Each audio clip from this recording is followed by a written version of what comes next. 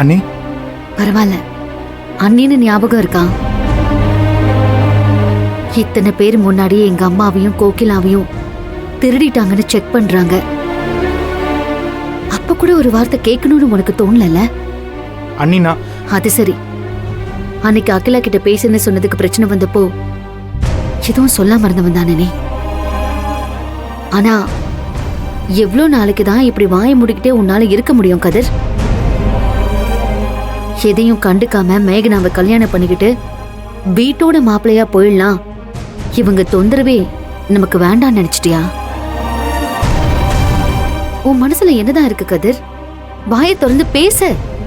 சுத்தி என்ன நடந்தாலும் பரவாயில்ல, யார் வந்தா என்ன, யார் போனா என்ன, எனக்கு ஏன் கல்யாணம் நடந்தா போதுங்கிற மாதிரி இருக்க. சரி, அந்த கல்யாணம் நடக்க போற சந்தோஷமாச்சும் உன் முகத்துல இருக்கா?